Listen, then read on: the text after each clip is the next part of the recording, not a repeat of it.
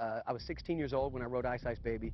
I sold 160 million records, so I know what it's like on both sides of the coin. And like I said, I had a weekend that lasted a few years, and Vanilla Ice is finally breaking his silence, revealing the shocking truth behind his mysterious disappearance. And let me tell you, it's a tale that's even wilder than anyone could have imagined. For years, fans and critics alike assumed he faded away because he was just a fleeting phenomenon, a one-hit wonder who couldn't keep pace with the ever-evolving rap scene. But nope, that wasn't it at all. The real story goes much deeper into a shadowy realm that's darker than most of us ever suspected. Rumors on the street whisper of high-level music executives pressuring him into the kind of secretive industry rituals that have been the subject of Hollywood's most notorious whispers. These were not just awkward meetings or tough negotiations. These were rituals, sinister, murky dealings that only exist in the hushed corners of power. But Vanilla Ice didn't play along. Instead, he stood his ground and said, "No way, I'm out." And he didn't just walk away from the limelight. He turned his back on an entire system of manipulation and deceit. What makes this even more jaw-dropping is that his departure wasn't smooth or safe. He faced harrowing, near-death experiences that could have easily claimed his life.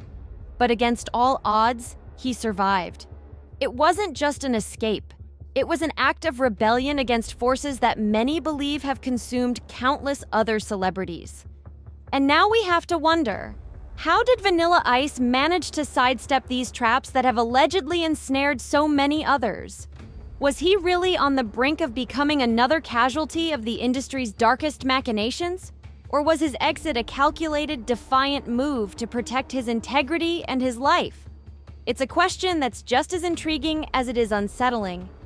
Back in the early 90s, Vanilla Ice wasn't just another artist.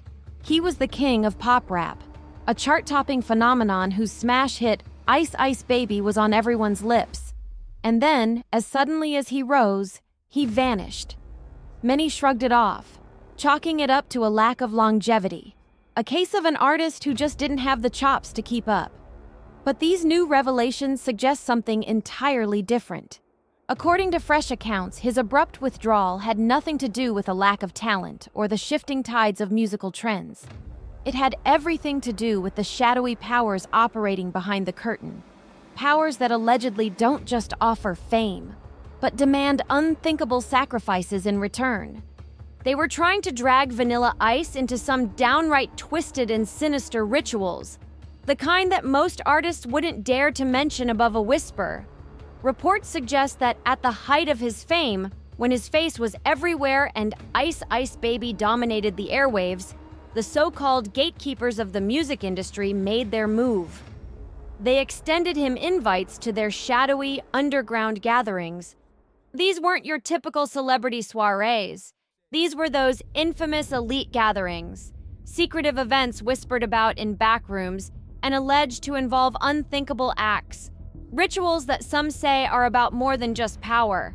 And it's not just speculation. Some of these events have even been loosely linked to certain big names in the industry. For instance, in the years since, rumors have connected the idea of such secret parties to Diddy's name, though the timeline tells an interesting story. By the time Diddy became a household name, Vanilla Ice had already disappeared from the mainstream scene. This isn't to say Diddy started it. He was reportedly inducted into these practices by the same shadowy mentors who once tried to pull Vanilla Ice into their fold. But Vanilla Ice wasn't having it. When they came knocking, he slammed the door in their faces. He said no to those shady parties, to the alleged soul-selling and the power plays executed in eerie, stony silence. Instead, he walked away. Over time, he would publicly throw shade at what he saw as the industry's plastic smiles, its backhanded compliments, and its cold-hearted manipulations. That's when he started putting distance between himself and the hollow glitz of fame. He was stepping back from a machine he saw as toxic, a system that tried to ensnare him before he even realized what was happening. This wasn't some smooth, simple fade into obscurity, though. Vanilla Ice's disappearance from the spotlight came at a heavy cost. After all, he was a global sensation at the time. People like Charles Koppelman, a powerful industry executive closely connected to Clive Davis, had already set their sights on him. These heavy hitters didn't just view him as a hitmaker, they saw him as someone they could mold, control, and use to further their own ends. But Ice saw through their game before they could fully ensnare him. He recognized the strings, and before anyone could pull them tight, he cut them loose. He walked away from it all, the fame, the money, the promises of more. He ghosted the industry and left the machine behind. But make no mistake, his exit wasn't easy. Far from it. It wasn't the story of a star quietly fading into the night. It was more like a storm, a fight to get out intact. Walking away from that level of fame, especially under those circumstances, came with serious challenges and personal risks. It was a break not just from the spotlight, but from a system that had its hooks deep into anyone who dared rise to the top. At one point during his meteoric rise, Vanilla Ice was convinced he might not survive the chaos that came with fame. Let's rewind a bit and revisit how it all started. Robert Matthew Van Winkle, known to the world as Vanilla Ice, was discovered in 1987 by DJ Floyd "Earthquake" Brown after a show-stopping performance at a South Dallas nightclub called City Lights. It wasn't long before his star began to rise, and in just a couple of years, his career took off like a rocket. In 1989, he dropped To the Extreme, his first major studio album, and the response was nothing short of explosive. The record moved 15 million copies globally, reaching that milestone faster than anything since Prince's Purple Rain. The lead single, Ice Ice Baby, didn't just dominate the charts, it rewrote history as the first rap song ever to hit #1 on the Billboard Hot 100. Vanilla Ice wasn't just an up-and-coming rapper, he was a phenomenon. He not only shook up the hip-hop world, but also catapulted rap music into mainstream consciousness. The success didn't stop at music.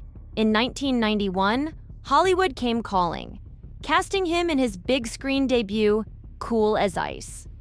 For a brief moment, it seemed like everyone wanted a piece of Vanilla Ice. Even Madonna allegedly had her eye on him. Rumor has it she was so infatuated with the rapper that she proposed to him. But Ice wasn't about to get sidetracked. At that time, he was laser-focused on his career and wasn't interested in getting caught up in celebrity drama. In his early 20s, Ice was making decisions that set him apart from the typical young star chasing the Hollywood lifestyle. Despite the whirlwind of fame, Vanilla Ice kept a surprisingly low profile. In 1997, he married Laura Giarita, and together they had 2 daughters. Their marriage lasted nearly 2 decades, an eternity by Hollywood standards, before it came to an end in 2016, when Laura filed for divorce. She claimed he cut her off financially and kept money hidden, adding another layer of complexity to his story. At just 23 years old, Vanilla Ice stood at the top of the world, albeit briefly. He was, for a moment, the biggest rapper on the planet. But with all the glitz and glory came the backlash. Critics from the hardcore hip-hop community turned on him, accusing him of cultural appropriation and questioning his authenticity. Suddenly, the same spotlight that had made him a superstar was casting harsh shadows, and Vanilla Ice became a target for those who felt he didn't belong in the game. The controversy about Vanilla Ice's origins created a storm that even he couldn't have predicted. Early on, he claimed Miami as his hometown, a natural choice since Ice Ice Baby was inspired by his experiences there. But when Arsenio Hall famously called him out on national television, accusing him of stretching the truth, it ignited a heated debate that followed him everywhere. Ice later admitted that he wasn't trying to fake anything. He simply didn't know how to handle the sudden spotlight. In a reflective interview, he explained, "I lived in Miami and wrote Ice Ice Baby about it. At the time, I didn't think where I was from even mattered. That only became a big deal after I got famous. People started asking me, "Where are you from?" And I didn't want to say Farmers Branch, Dallas. I was embarrassed. Ice insisted he never deliberately lied, but rather played it vague to protect his personal life. "I didn't say I was from Miami. I didn't say I was from anywhere. I just kept it simple. I'm from around the corner, from around the way." Despite his honesty, the critics didn't let up. His background and credibility were dissected relentlessly. Detractors labeled him as inauthentic, a poser whose story didn't hold up under scrutiny. Yet while the media and industry insiders questioned his street cred, Vanilla Ice focused on his craft. What many didn't see was the years of dedication he had poured into honing his skills. Obsessed with the dance culture of the 1980s, he spent countless hours perfecting moves inspired by classics like Breakin' and Beat Street. He wasn't just riding the wave of a hit song, he was grinding hard behind the scenes. Before becoming a household name, Vanilla Ice had already made a name for himself in Dallas. He wasn't just spinning records or laying down tracks. He was immersed in the local scene. Whether it was throwing down at clubs, battling it out at parties, or winning motocross competitions, Ice was constantly pushing himself. He ruled the streets around Forest Lane in South Dallas, earning respect in a variety of circles. But the journey wasn't without peril. In a harrowing incident, he was stabbed 5 times, losing nearly 4 pints of blood and spending days recovering in the hospital. That close brush with death only added to the drama surrounding his rise, making it clear that Vanilla Ice's story was never just about music. After his electrifying performance at Club City Lights, Vanilla Ice's undeniable talent had the industry buzzing. Talent scouts from major labels quickly started handing him their business cards, trying to lock him down before someone else could. His unique blend of smooth looks, infectious dance moves, and undeniable stage presence made him stand out. Even hip-hop legends took notice. Public Enemy's camp reportedly pushed producer Hank Shockley to bring him on board with Def Jam, a move that would have solidified Ice as a serious player in the rap game. But instead of heading down that path, Vanilla Ice made a bold choice. He signed with SBK Records in 1990. This decision turned out to be a game changer. Suddenly, he wasn't just a local phenomenon. He was on the national stage. His career took off, and he found himself opening for some of the biggest acts of the time. On MC Hammer's Please Hammer Don't Hurt 'Em World Tour, Ice started earning respect from major players in the industry. Hammer himself admitted to being genuinely impressed by Vanilla Ice's stage presence and creativity. "I was shocked to see a white kid not only rapping at that level, but dancing with that kind of energy," Hammer said. "He wasn't trying to be anyone else. He was just being himself." Ice's natural flair and confidence even caught the attention of Tupac, who was known for keeping it real. The two crossed paths in the early 90s, and Ice later recalled that Tupac was cool with him, that they hung out a few times, and that there was never any beef. In a genre often marked by competition and ego, Tupac's response to Vanilla Ice was refreshing. Tupac, famous for calling out fake energy and culture vultures in hip-hop, never took issue with Ice. Instead, he respected his hustle and even gave him guidance. Vanilla Ice shared that Tupac once pulled him aside, offered him real advice, and showed support when it counted.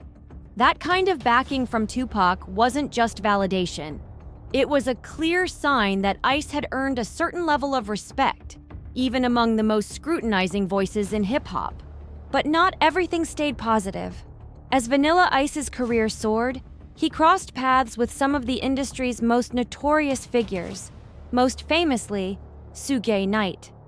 Suge, known for his fearsome reputation and unyielding control over Death Row Records, cast a dark shadow over many artists' careers.